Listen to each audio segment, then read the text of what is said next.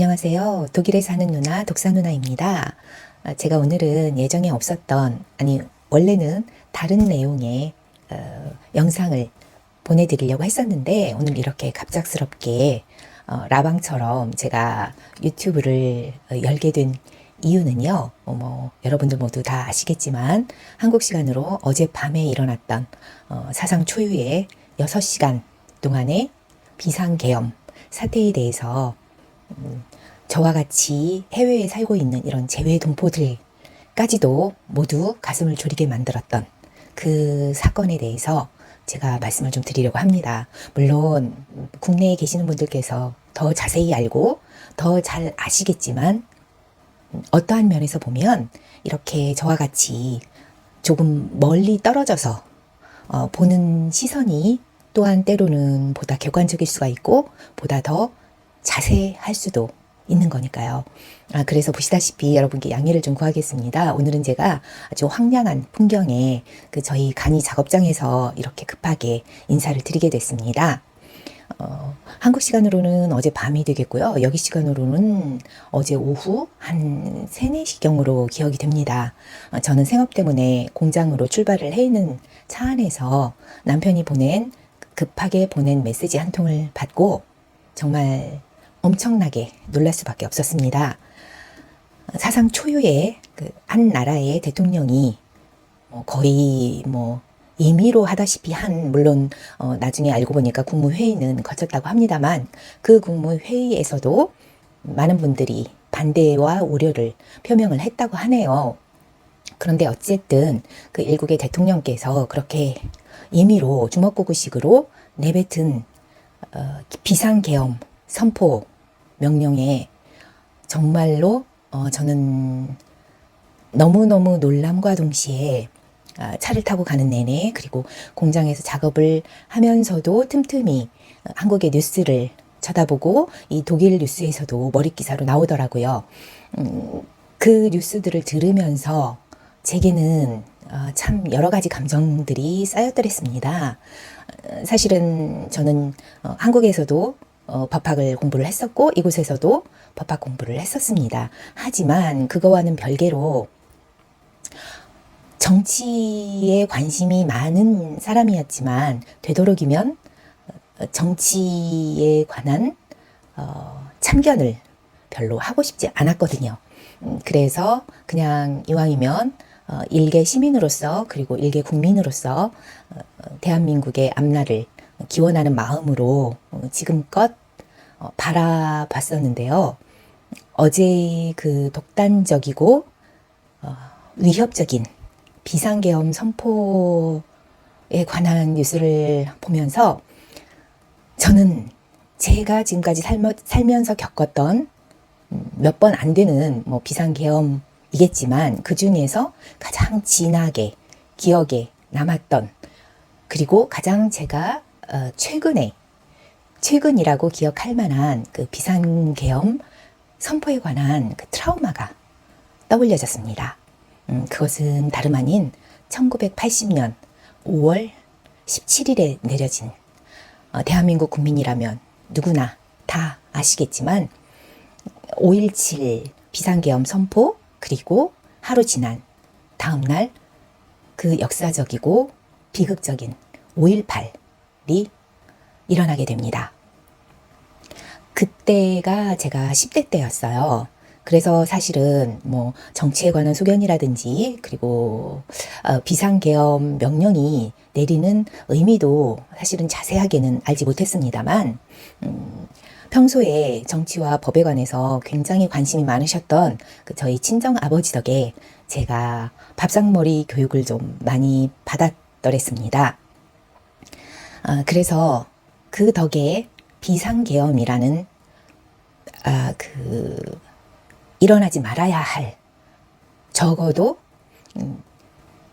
지금을 살고 있는 우리 대한민국으로서는 전혀 해당이 되지 않는다고 생각을 해왔던 그 비상계엄 명령을 저는 1980년도에 고스란히 지키고 겪고 봐야 했습니다. 그 요즘 뭐 MZ 세대라고들 하죠. 물론 저도 20대 후반의 딸과 30대 초반의 딸을 두고 있습니다만 MZ 세대들의 특성상 그들은 저희가 대학을 다니던 1980년, 90년대와 다르게 사회의 민주, 자유, 그리고 국민으로서의 참여의식, 뭐 그런 부분, 그리고 정치, 뭐 이런 부분에 대해서도 조금 관심도가 떨어지고 대신에 개인의 행복과 그런 어떤 그 개인적인 가치에 중점을 두는 세대라고 저도 익히 들어는 왔습니다만 어제 그 독단적인 대통령의 비상계엄 선포를 듣고 보면서 더 이상은 이 기성세대들, 소위 말해서 저도 어느샌가 이 기성세대의 한 부분이 되어버렸습니다만 저희와 같은 기성세대들이 마냥 손을 놓고 있는 것만이 능사는 아니라는 생각이 들었습니다. 그래서 제가 오늘 이렇게 급하게 유튜브를 열게 된 이유가 있고요. 물론 뭐 저는 이제 시작인 초보 유튜버입니다. 그래서 뭐 얼마나 많은 분들이 봐주실까 뭐 생각도 들지만 언젠가 이 알고리즘에 의해서 영상이 돌다가 만약에 눈에 띄어준다면 그래도 고맙게 생각을 하고 저는 이제 그 말씀을 드리려고 합니다. 이 비상계엄이 주는 의미를 어쩌면 많은 소시민들 그리고 저와 같은 일반 국민들은 잘 모를 수도 있습니다. 저도 어릴 때는 그랬어요. 그냥 뭐랄까 그 어른들이 해주시는 말씀을 듣고 그냥 막연한 공포, 뭐 그런 어떤 일어나서는 안 될 일들 그리고 그 공포 분위기라는 게 있잖아요. 벌써 바깥 공기부터가 약간의 그 위화감을 조성을 하고 뭔지 모를 그 다른 사람하고 지인하고 만나서 이야기를 할 때도 서로 눈치를 보게 만드는 그런 그 사회적인 공포 분위기라는 거를 조성을 한다라는 이제 그 정도로만 생각을 했었는데 제가 그 어린 나이에 광주에서 벌어진 5.18 민주항쟁을 저도 정말 뒤늦게 그 참상을 알게 되었습니다. 왜냐하면 비상계엄이라는 것 자체가 그런 거더라고요. 일단은 비상계엄이 선포가 되면 언론을 장악하고 그리고 모든 국민의 어떠한 정치 활동도 막아버리기 때문에 사실은 단절이 됩니다. 이게 정치와 나와의 단절, 뭐 사회와 나와의 단절이 아니라 벌써 일단은 내 옆에 있는 사람들과의 그 보이지 않는 단절부터 강요를 하게 됩니다. 그래서 그때 당시에 제가 중학생이었던 시절이었는데 그때 당시에 바로 옆 동네라고 할 수 있는 광주에서 벌어졌던 그 민주항쟁에 관한 진실을 저희는 알 수가 없었습니다. 왜냐하면 5월 17일 밤부터 모든 통신이 두절이 됐거든요. 그래서 저 같은 경우는 개인적으로 큰 댁이 광주에 있는데 뭐 전화도 되지 않고 모든 연락이 되지 않고 다만 들려오는 소문으로는 광주에 간첩이 나타났다. 대한민국은 언제까지라도 이 가장 취약한 부분이 종북몰이입니다. 저는 그렇게 생각을 합니다. 어제 대통령께서 비상계엄을 선포하면서도 말씀을 하셨듯이 항상 나오는 주제는 종북몰이입니다. 저희 때는 빨갱이라고 했죠. 네, 빨갱이의 쌍비읍 소리만 나와도 굉장히 그 공포를 떠올리게 되는 세대가 아마도 저희 세대까지이지 않을까 싶은데요. 어쨌든 이 비상계엄이라는 그 단어가 주는 그 단어의 아우라 안에는 이렇듯 그 개인의 자유를 억압하고 그리고 뭐 모든 정치생활, 사회생활 그러면 정치생활과 사회생활만 따를까요? 경제는 당연히 따라오게 됩니다. 대통령께서는 뭐 모든 경제생활과 다른 안위에 대해서는 걱정하지 말라고 그렇게 말씀을 하셨는데 절대 그렇게 될 수가 없습니다. 그리고 지금 그 마지막 계엄령이 대한민국에서는 44년 전에 있었습니다. 1980년이니까 지금 뭐 한 44년, 45년 정도 됐을까요? 그때가 마지막 계엄이었습니다. 그리고 대한민국은 그 뒤로 엄청난 성장을 이뤘다고 생각을 합니다. 제가 이 독일에서 지금 30년이 조금 넘게 살아보면서도 정말 느끼지만, 우리의 그 어린 친구들이 케이팝으로 해서 엄청난 대한민국의 위상을 높여준 것이 사실입니다. 그리고 사실 이 유럽 쪽에서도 프랑스나 이태리나 이런 나라와 다르게 프랑스, 이태리, 스위스, 이런 유럽과는 다르게 독일의 경우에는 굉장히 보수적이고, 이 사람들 자체가 뭐랄까, 그 유행에 민감하지가 않은 DNA를 가지고 있습니다. 그래서 케이팝이라는 게 처음 이 유럽 쪽에 알려졌을 때도 프랑스에서부터 그리고 영국에서부터 이렇게 흘러 들어와서 독일로 올 때까지는 사실상 굉장히 오랜 시간이 걸렸습니다. 그런데 요즘 그러한 독일에서도 이 케이팝의 문화를 쉽지 않게 접할 수가 있고요. 그리고 그 케이팝에 대해서 물어보는 독일 사람들도 많고, 그리고 라디오를 틀면 심심치 않게 그 케이팝들이 흘러나오곤 합니다. 그 케이팝 하나가 대수냐라고 할 수 있겠지만, 제가 겪어본 삶에서는 대한민국의 정치, 음식, 문화 이런 걸 다 차치하고 케이팝이라는 그 분야, 그 어린 친구들이 이루어준 그 분야가 저는 정말 절대적으로 크다고 생각을 합니다. 그래서 이렇게 어렵게 이루어 온 대한민국의 위상을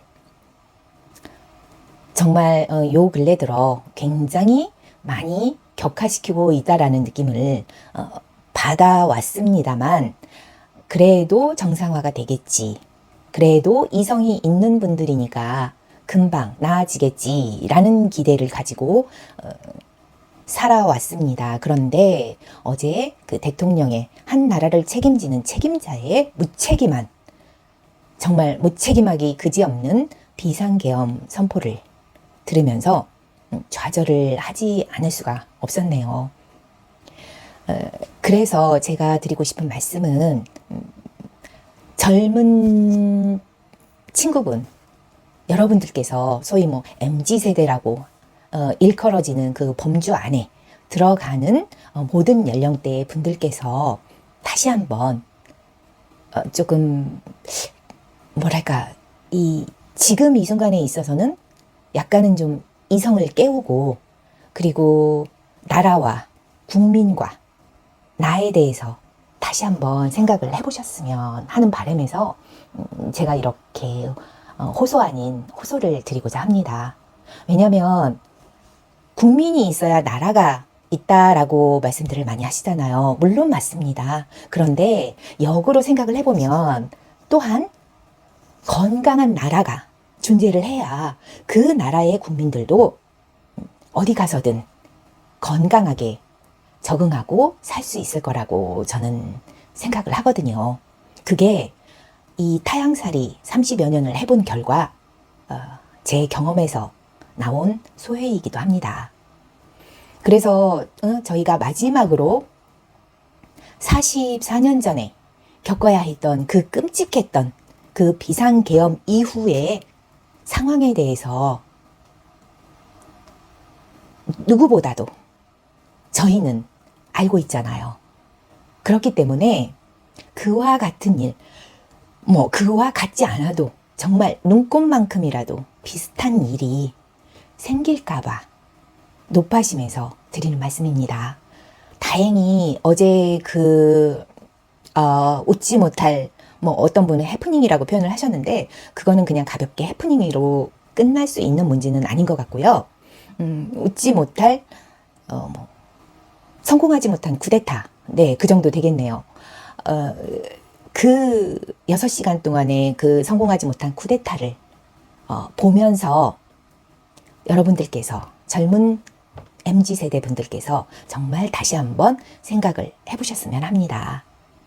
물론 내 코가 석자라고 일단은 내가 잘 되고 내가 잘 먹고 내가 잘 살고 내가 좋은 가정을 꾸려야 나라가 커지는 것도 정말 맞습니다. 하지만 그러한 그 관계가 정상적으로 가지 못하고 거꾸로 들어온다면 일단은 국가가 건강해야, 그리고 건강한 생각을 가진 정치인들이 많아져야 국민들도 행복해질 수 있다라고 한번 바꿔서 생각을 해봤으면 좋겠습니다. 그때 당시 1980년대 당시에 이제 그 5.18의 후유증이 정말 어느 정도로 갔냐면요. 5.18이 지나고 몇 년 후에 제가 대학을 들어갔는데, 저는 대학 4년 내내 수업을 받은 날보다는 이마를 싸매고 데모를 하러 가야 했던 날들이 더 많았습니다. 물론 요즘 대학생분들께서는 뭐 데모니 무슨 최루탄이니 그런 이야기들을 한다면 뭐 전설 속에 내려오는 이야기들로 신기하게 생각을 하시겠지만, 적어도 그렇게 해서 지켜낸 지금의 대한민국, 그리고 지금의 민주화라고 생각을 합니다. 그런데 모든 일들이 마찬가지잖아요.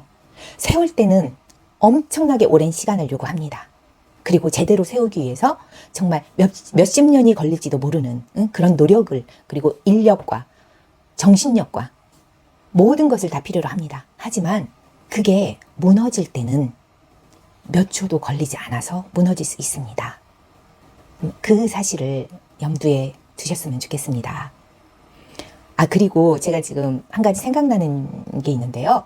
그때 당시 1980년도 비상계엄이 선포가 되고, 그리고 이제 전두환 정권이 들어서면서 본격적인 우민화 정책에 들어갔던 걸로 기억을 합니다. 우민화 정책이란 말 그대로 국민을 어리석게 만드는 정책이라고 할 수가 있죠. 그래서 뭐 예전에 일본에서도 써먹었었고, 뭐 영국에서도 써먹었었고, 뭐 여러 나라에서, 미국에서도 그렇고 여러 나라에서 써먹었던 그 우민화 정책 중에 가장 으뜸이 3S, 3S 정책이라고 불리는 그 정책이 있는데요. 제가 그게 갑자기 생각이 나서 이제 여러분들께 같이 조금 조언을 드리고 싶네요. 그 3S라는 거는 스크린, 스포츠, 섹스를 의미합니다. 스크린은 말 그대로 영상이죠. 영상, 그리고 스포츠는 그때 당시에 저희가 이제 처음으로 올림픽을 유치하게 되는, 뭐 어떻게 보면 쾌거입니다. 스크린과 스포츠와 그리고 섹스라는 거는 뭐 큰 범주에서 본다면 어떤 그 남녀의 뭐랄까 그 동등함, 아니면 성차별의 그 무력화라고 생각을 할 수가 있고요. 또 나쁜 의미에서 본다면 좀 음란물, 그러니까 사회적인 그 약간 퇴폐, 이런 걸 지칭할 수도 있겠고요. 그래서 사실 이 스크린 영상물의 발달과 스포츠의 발달, 그리고 이 사회적인 그 남녀 차별의 남녀 차별이 없어지고 성차별이 없어지고 자유로워지는, 조금은 여성들에게 살기 좋은 그런 나라를 만드는 것 자체는 단어적으로 봤을 때는 아무런 문제가 없습니다. 그리고 지금 대한민국은 그런 분야에서 엄청나게 많은 발전을 이룬 것도 사실입니다. 조금 더 부연 설명을 하자면 이 S로 시작하는 이 세 가지 정책이 완전히 부정적인 건 아닙니다. 그 점은 양해를 해주셨으면 좋겠어요. 다만 이 정책들을 가지고 이용을 하는 나쁜 정치인들이 있기 때문에 예전에 일본의 한 정치인이 전두환 씨를 향해서 그런 조언을 해줬다고 합니다. 국민들이란 원래 적당히 놀거리와 재미있는 걸 찾아주면 상대적으로 정치에는 관심이 멀어지고 거리를 두게 된다 라고 조언을 해줘서 이 3S 정책이 전두환 정권 때의 정점을 맞았다고들 표현을 합니다. 그래서 저는 젊은 여러분께서 조금 더 해안을 가지시고 그 진실을 알아보는 눈을 키우셨으면 하는 바람에서 드리는 말씀입니다. 지금은 그 어느 때보다도 우리의 지혜가 필요한 때라고 생각을 합니다. 어제 6시간에 성공하지 못한 쿠데타는 일단락이 되었지만 앞으로 나아갈 길이 정말 험하고 멀다고 생각을 합니다. 하루아침에 뭔가 되겠지? 아니요. 그렇지 않습니다. 우리는 그렇지 않다는 것을 전 정권에서도 겪었으니까요. 자, 우리 모두 다 같이 조금 더 지혜로운 눈을 가지고 생각을 할 수 있게 되기를 바라겠습니다. 감사합니다.